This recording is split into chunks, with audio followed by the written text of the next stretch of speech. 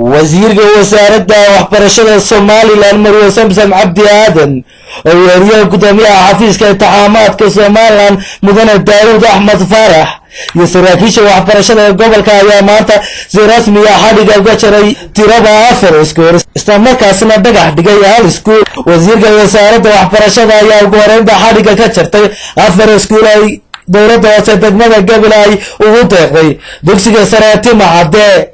يو halkaasi ay maamul ka soo jeediyeen maamulka dugsiga ayaa fulinta dawladda San Abdurrahman Nuur Aboko isna sheegay ka dawladda San ugu deeqan dugsiga Saraati Macade sidoo kale wasiirka wasaaradda waxbarashada waa xariga ka jirtay dugsiga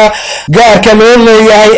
Maxamed Xaaji Ibrahim Cigaal ee magaalada Gabiley halkaasi ay maamulka dugsigaasi uga maamulkeen wasiirka iyagoo sheegay in ay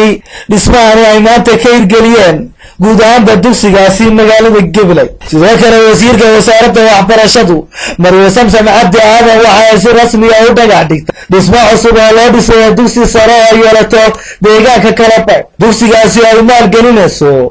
ururka qurba joogta gaarno oo wakiilka yahay gudoomiyaha guddida horumarinta Maxamed Yuusuf Xaaji Cabdi Amir isla markaasina dhawaan la bilaabi doono wasiirka wasaaradda waxbarashadu sidoo kale waxay qayb gashay dugsi cusub oo laga hirgeliyay duleedka magaalada Gabiley oo lagu magac daray Ilaa Weyne dugsigaas ay maalgeliyeen qurba joogta iyo waliba dadka ku dhaqan deegaanka Salaawaha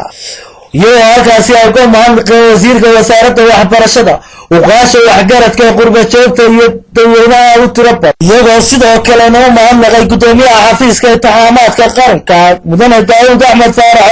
كأمان دور كيو كقوقاته بسمع دوسي قاسين لقد يسوي ديجان كسلاوها تاسوا كتل معنوني يعني إسكسر أهميتك ريحين بس كديجان كاسيستي أولي لاين إسكول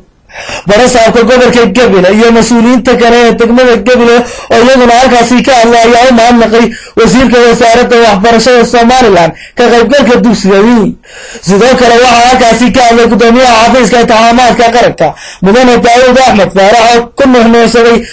in dugsigani ay maanta ay hirgeliyeen dadka deegaankaas uga maamulkay isla markaasna ku tilmaamay inay gutaan waajibaadkii ka saarnaa dadka deegaankaasi sidoo kale wasiirka wasaaradda waxbarashada Soomaaliland Marwo Samsam Cabdi Aadan ayaa halkaasi ka hadashay ayaa tilmaamtay ahmiyadda aqoonta iyo waxbarashada u leedahay gobolada galbeedka gaar ahaan Gabiley iyagoo ku tilmaamtay in ay Gabiley u soo jeedaan dhinaca waxbarashada iyo ahmiyadda dugsiyada